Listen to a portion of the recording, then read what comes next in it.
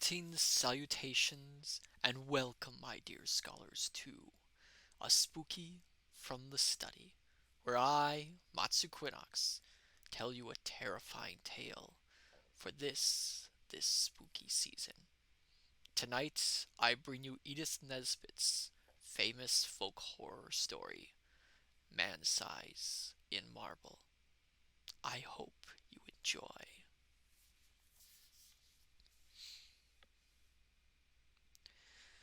Although every word of this story is as true as despair, I do not expect people to believe it. Nowadays, a rational explanation is required before belief is possible. Let me then at once offer the rational explanation, which finds most favor among those who have heard the tale of my life's tragedy. It is held that we were under a delusion, Laura and I, on that 31st of October, and that this supposition places the whole matter on a satisfactory and believable basis. The reader can judge, when he too has heard my story, how far this is in explanation, and in which sense it is rational. There were three who took part in this: Laura and I and another man. The other man still lives, and can speak to the truth of the least credible part of my story. I never in my life knew what it was to have as much money as I required to supply the most ordinary needs: good colors, books, and cab fares. And when we were married, we knew quite well that we should only be able to live at all by strict punctuality and attention to business. I used to paint in those days, and Laura used to write, and we felt sure we could keep the pot at least simmering. Living in town was out of the question, so we went to look for a cottage in the country, which should be at once sanitary and picturesque. So rarely do these two qualities meet in our cottage that our search was for in one cottage that our search was for some time quite fruitless. We tried advertisements, but most of the desirable rural residences which we did look at proved to be lacking in both essentials. And when a cottage chanced to have drains, it always had stucco as well, and was shaped like a tea caddy. And if we found a vine or rose-covered porch, corruption inadvertently lurked within. Our minds got so befogged by the eloquence of house agents and the rival disadvantages of the fever traps and outages to beauty which we had seen and scorned, that I very much doubt whether either of us, on our wedding morning, knew the difference between a house and a haystack. But when we got away from our friends and house agents on our honeymoon, our wits grew clear again, and we knew a pretty cottage when at last we saw one. It was at Brenzett, a little village set on a hill over against the southern marshes. We had gone there, from the seaside village where we were staying, to see the church, and 2 fields from the church we found this cottage. It stood quite by itself about 2 miles from the village. It was a long, low building with rooms sticking out in unexpected places. There was a bit of stonework, ivy-covered, and moss-grown. Just 2 rooms, all that was left of a big house that had once stood there, and round this stonework the house had grown up. Stripped of its roses and jasmine, it would have been hideous. As it stood, it was charming, and after a brief examination, we took it. It was absurdly cheap. The rest of our honeymoon was spent in grubbing about in second-hand shops in the country town, picking up bits of old oak and Chippendale chairs for our furnishings. We wound up with a run up to town and a visit to Liberty's, and soon the low oak-beamed lattice-windowed rooms began to be home. There was a jolly old-fashioned garden with grass paths and no end of hollyhocks and sunflowers and big lilies. From the window you could see the marsh pastures, and beyond them the blue thin line of the sea. We were as happy as the summer was glorious, and settled down into work sooner than we ourselves expected. I was never tired of sketching the view and the wonderful cloud effects from the open lattice, and Laura would sit at the table and write verses about them, in which I mostly played the part of foreground. We got a tall old peasant woman to do for us. Her face and figure were good, though her cooking was of the homeliest, but she understood all about gardening, and told us all the old names of the coppices and cornfields, and the stories of smugglers and highwaymen, and better still, of the things that walked, and of the sights which met one in lonely glens of a starlight night. She was a great comfort to us, because Laura hated housekeeping as much as I loved folklore, and we soon came to leave all the domestic business to Mrs. Dorman, and to use her legends in little magazine stories, which brought in the jingling guineas.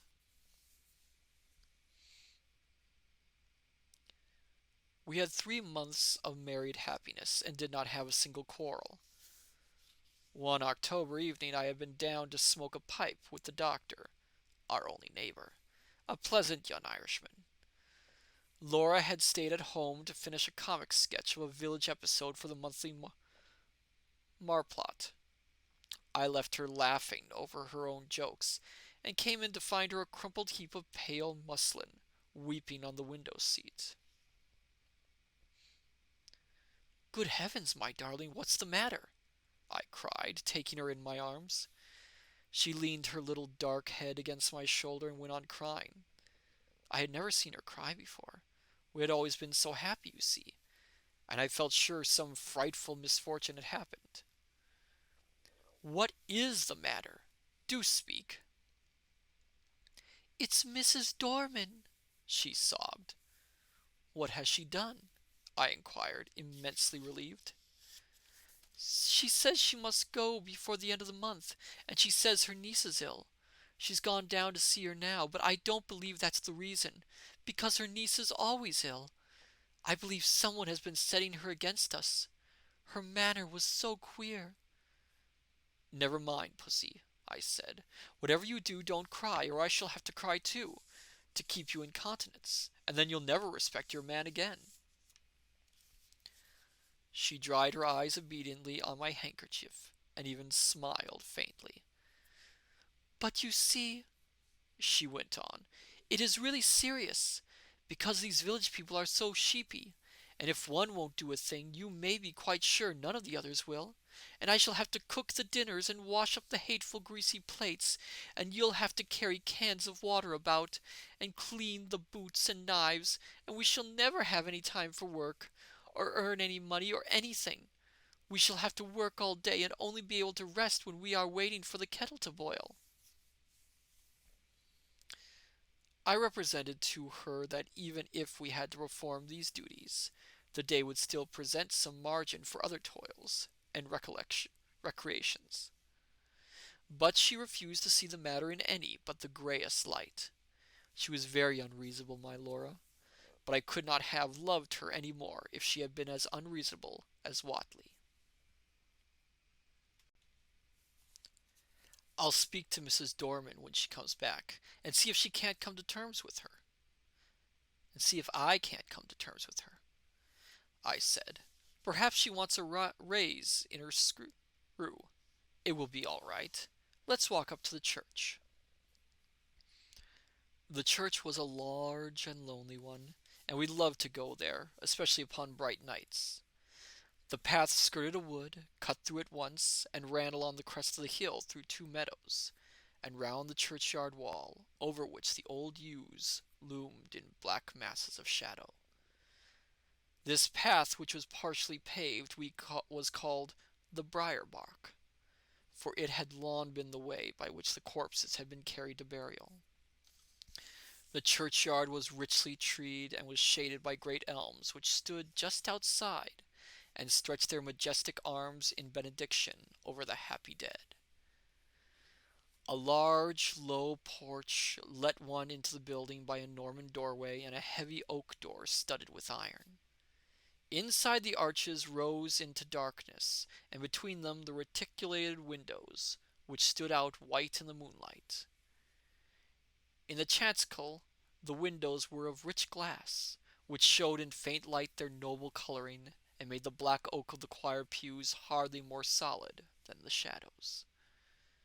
But on each side of the altar lay a gray marble figure of a knight in full plate armor, lying upon a low slab, with hands held up in everlasting prayer. And these figures, oddly enough, were always to be seen if there was any glimmer of light in the church. Their names were lost, but the peasants told of them that they had been fierce and wicked men, marauders by land and sea, who had been the scourge of their time, and had been guilty of deeds so foul that the house they had lived in, the big house, by the way, that had stood on the site of our cottage, had been stricken by lightning and the vengeance of heaven.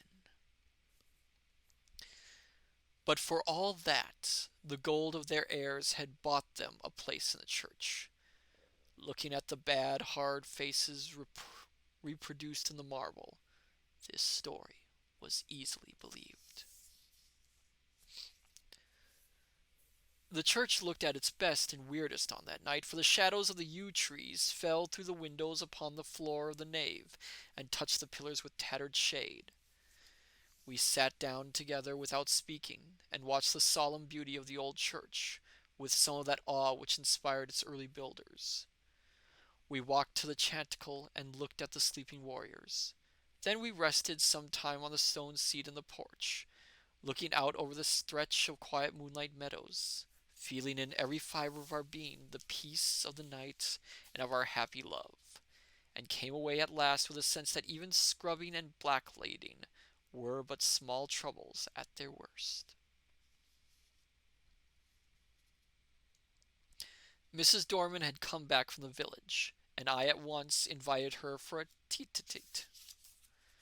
"Now, Mrs. Dorman," I said when I had got her into my painting room, "what's all this about your not staying with us?" "I should be glad to get away, sir, before the end of the month," she answered with her usual placid dignity. "Have you any fault to find, Mrs. Dorman?"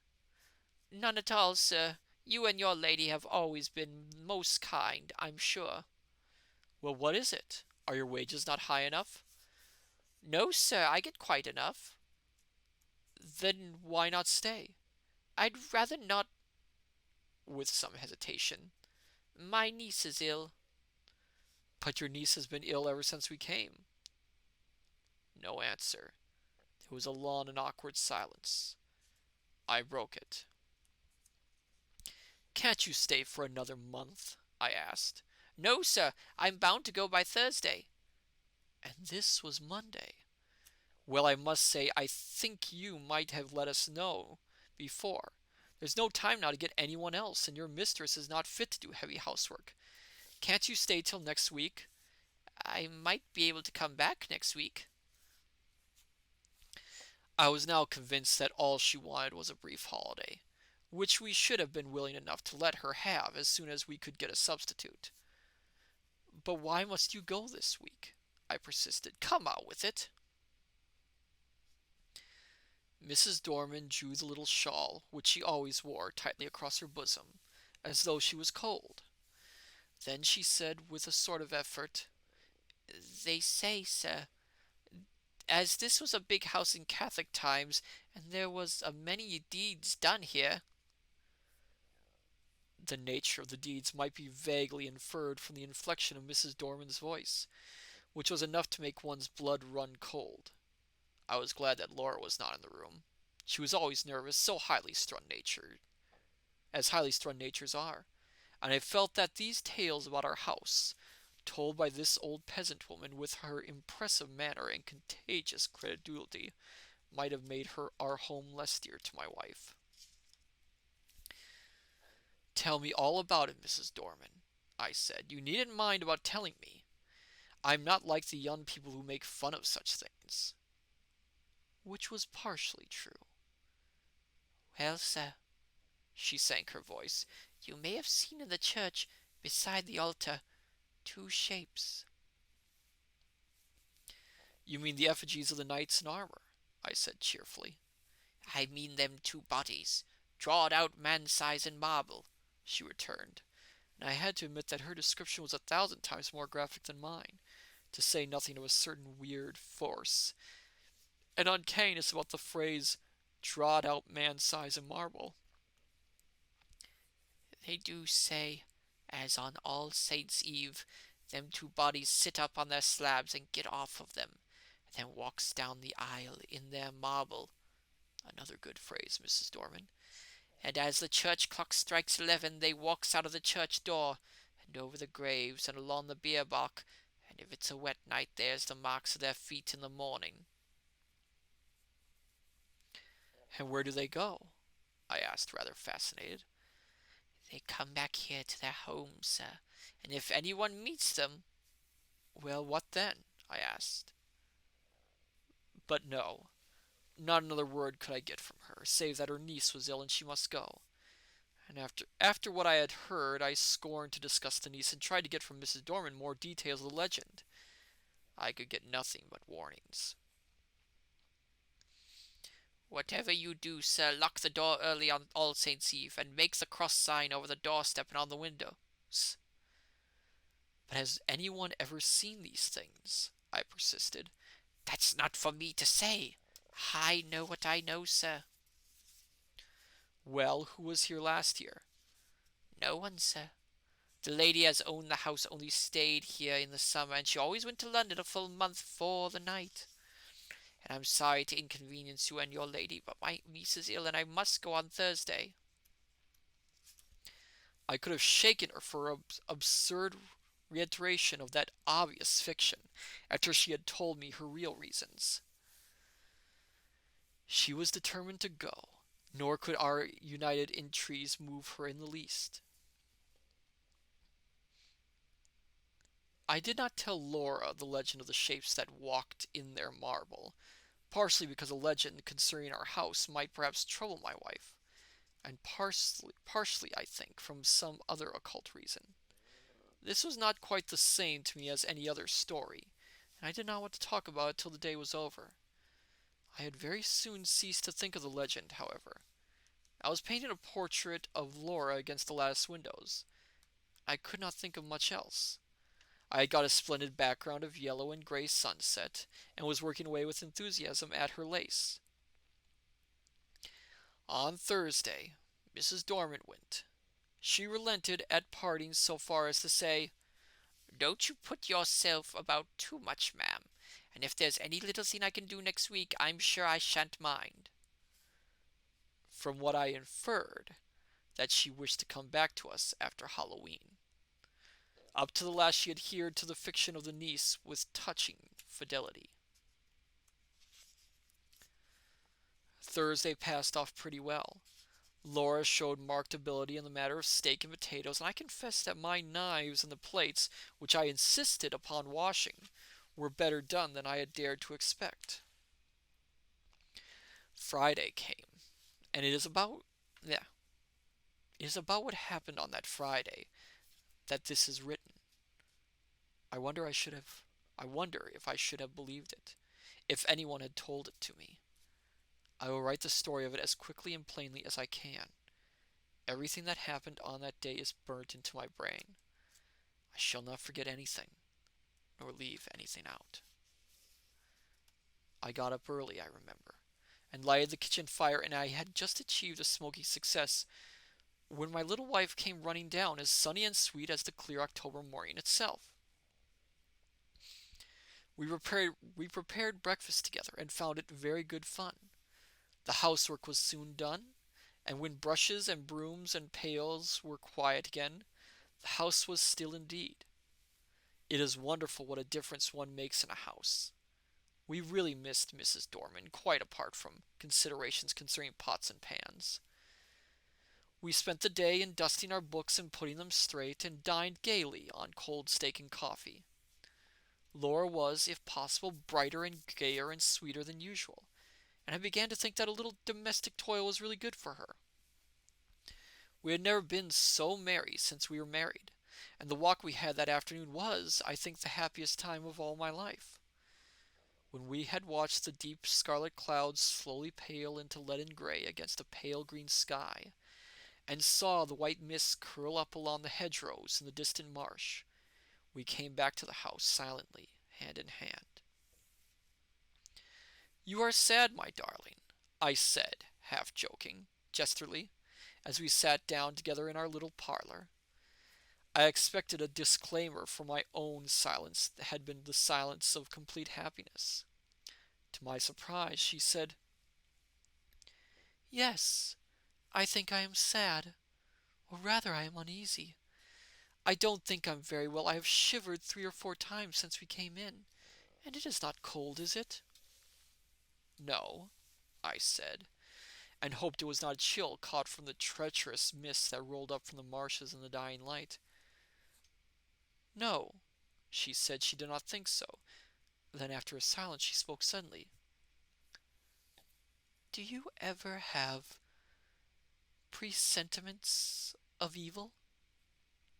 "No," I said, smiling, "and I shouldn't believe in them if I had." "I do," she went on.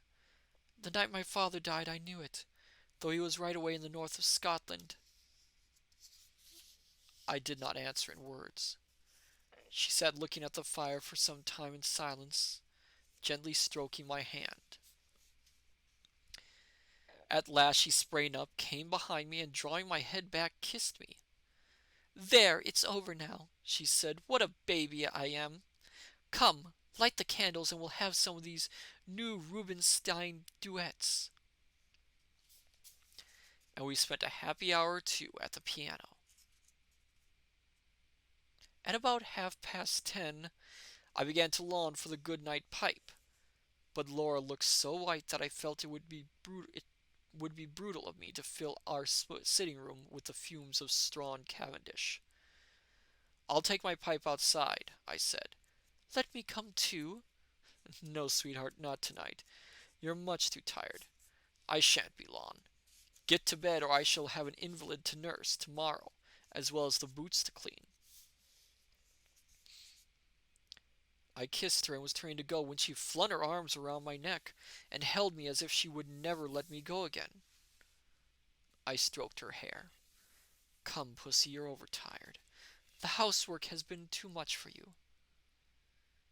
She loosened her clasp a little and drew a deep breath. "No, we've been very happy today, Jack, haven't we? Don't stay out too long." "I won't, my dearie." I strolled out of the front door, leaving it unlatched. What a night it was! The jagged masses of heavy dark cloud were rolling at intervals from horizon to horizon, and thin white wreaths covered the stars. Through all the rush of the cloud river the moon swam, breasting the waves and disappearing again in the darkness. When now and again her light reached the woodlands, they seemed to be slowly and noiselessly waving in time to the swing of the clouds. There was a strange gray light over all the earth. The fields had that shadowy bloom over them which only comes from the marriage of dew and moonshine, or frost and starlight. I walked up and down, drinking in the beauty of the quiet earth and the changing sky. The night was absolutely silent. Nothing seemed to be abroad. There was no scurrying of rabbits or twitter of the half-asleep birds. And though the clouds went sailing across the sky, the wind that drove them never came low enough to rustle the dead leaves in the woodland paths. Across the meadows I could see the church towers standing out black and gray against the sky. I walked there, thinking over our 3 months of happiness and of my wife, her dear eyes, her loving ways. Oh, my little girl, my own little girl. What a vision came then of a long, glad life for you and me together. heard a bell beat from the church. 11 already? I turned to go in, but the night held me. I could not go back into our little warm rooms yet. I would go up to the church. I felt vaguely that it would be good to carry my love and thankfulness to the sanctuary where so many loads of sorrow and gladness had been borne by the men and women of the dead years. I looked in at the low window as I went by. Laura was half lying on her chair in front of the fire. I could not see her face, only her little head showed dark against the pale blue wall. She was quite still. Asleep, no doubt. My heart reached out to her as I went on. There must be a God, I thought, and a God who is good. How otherwise could anything so sweet and dear as she has ever been imagined? I walked slowly along the edge of the wood. A sound broke the stillness of the night. It was a rustling in the wood. I stopped and listened. The sound stopped too. I went on, and now distinctly heard another step, then mine answer mine like an echo. It was a poacher, a wood stealer most likely, for they are not unknown in our Arcadian neighborhood. But whoever it was, he was a fool not to step more lightly. I turned in the wood, and now the footsteps seemed to come from the path I had just left. It must be an echo, I thought. The wood looked perfect in the moonlight. The large, dying ferns and the brushwood showed where, through thinning foliages, the pale light came down. The tree trunks stood up like Gothic columns all around me. They reminded me of the church, and I turned into the briar balk and passed through the corpse gate between the graves to the low porch. I paused for a moment on the stone seat where Laura and I had watched the fading landscape. Then I noticed that the door of the church was open, and I blamed myself for having left it unlatched the other night. We were the only people who ever cared to come to the church except on Sundays, and I was vexed to think that through our carelessness the damp autumn air had had a chance of getting in and injuring the old fabric. I went in. It will seem strange, perhaps, that I should have gone halfway up the aisle before I remembered, with a sudden chill followed by a sudden rush of self-contempt, that this was the very day and hour when, according to tradition, the shapes drawed out man-size in marble began to walk.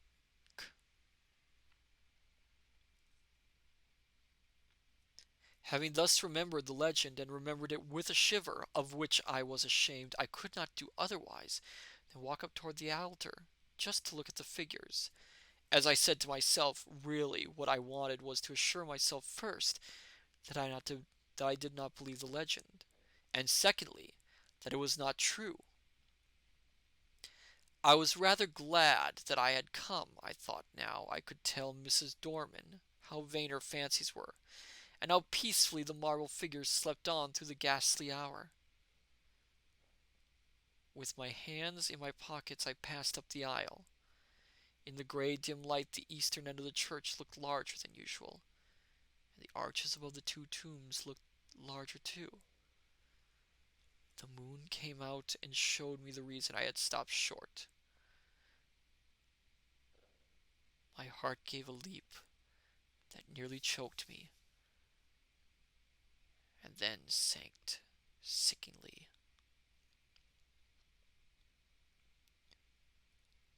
The bodies drawed out man-size were gone, and their marble slabs lay wide and bare in the vague moonlight that slanted through the east window. Were they really gone? Or was I mad? Clenching my nerves, I stooped and passed my hand over the smooth slabs and felt their flat, unbroken surface. Had somebody taken the things away? Was it some vile practical joke? I would make sure anyway. In an instant I had made a torch of a newspaper which happened to be in my pocket, and lighting it, held it high above my head. Its yellow glare illuminated the dark arches and those slabs. The figures were gone, and I was alone in the church. Or was I alone? And then a horror seized me. A horror indefinable and indescribable. An overwhelming certainty of supreme and accomplished calamity. I flung down the torch and tore along the aisle and out through the porch, biting my lips as I ran to keep myself from shrieking aloud. Oh, was I mad? Or what was this that possessed me? I leaped the churchyard wall and took the straight cut across the fields, led by the light from our windows. Just as I got over the first stile, a dark figure seemed to spring out of the ground. Mad still with that certainty of misfortune, I made for the thing that stood in my path, shouting, "Get out of the way, can't you?" But my push met with a more vigorous resistance than I expected. My arms were caught just above the elbow and held as in a vice, and the raw-boned Irish doctor actually shook me. "Would ye?" he cried in his own unmistakable accents. "Would ye, then?" "Let me go, you fool!" I gasped. "The marble figures have gone from the church. I tell you they're gone!"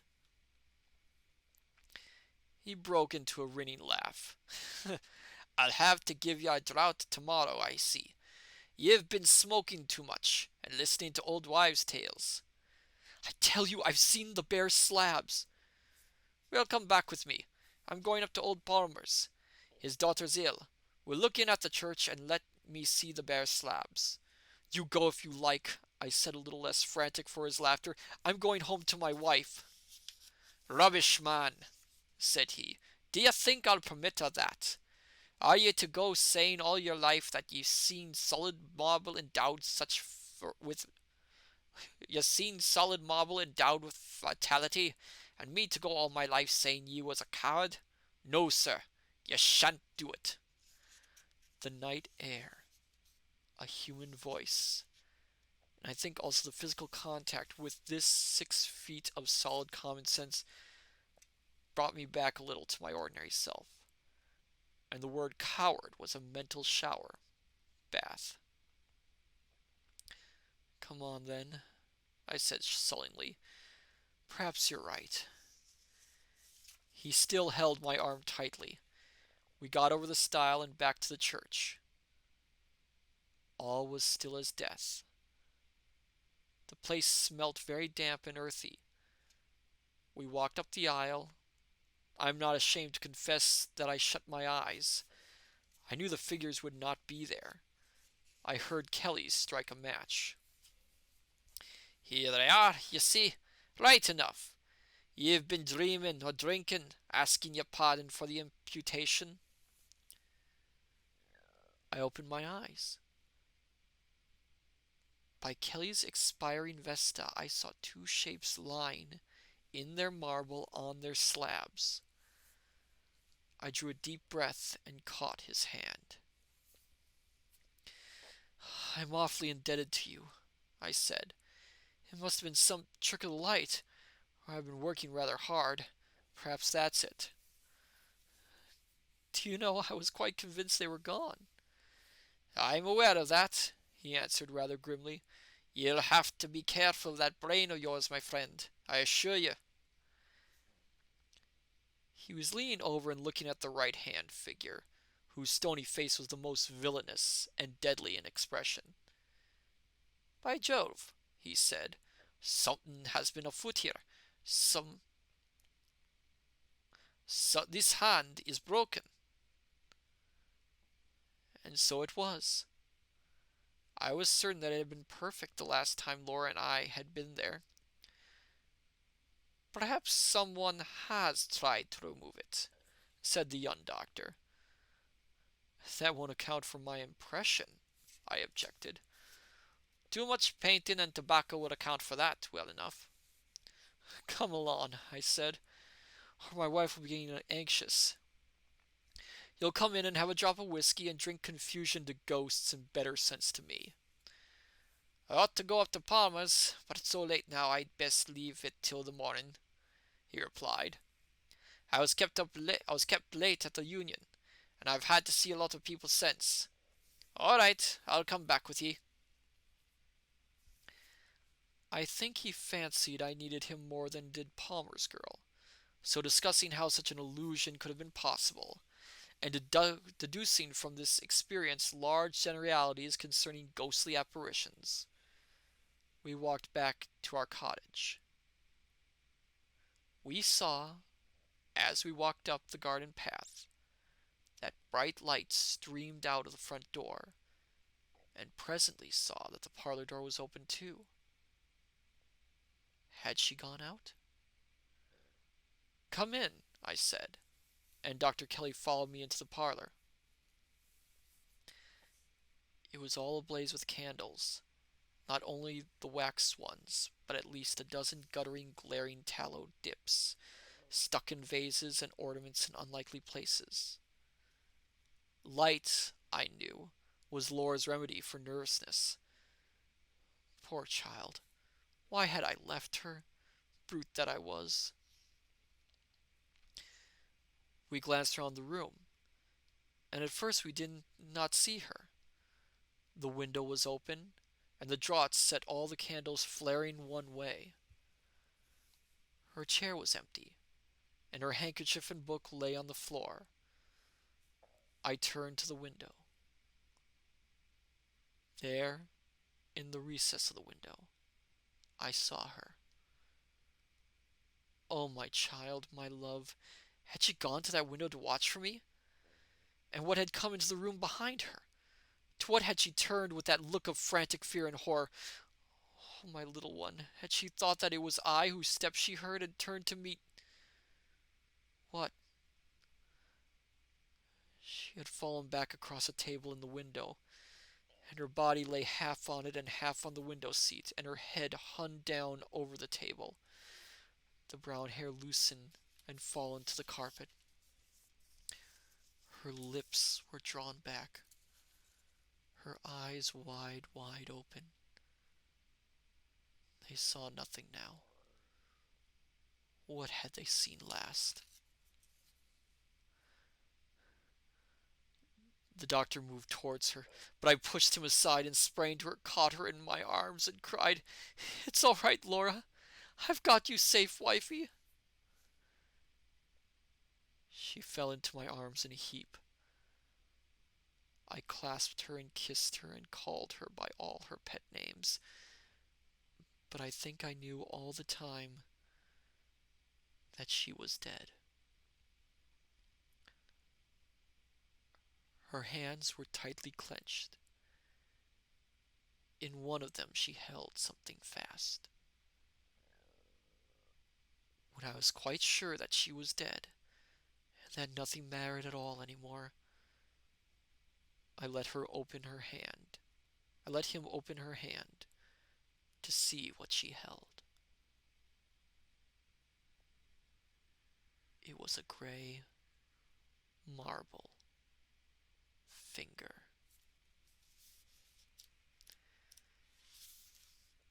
And that was Man Size in Marble by Edith Nesbit. I shall see you next time, my dear scholars, in the study. Till then, take care and farewell. Bye-bye.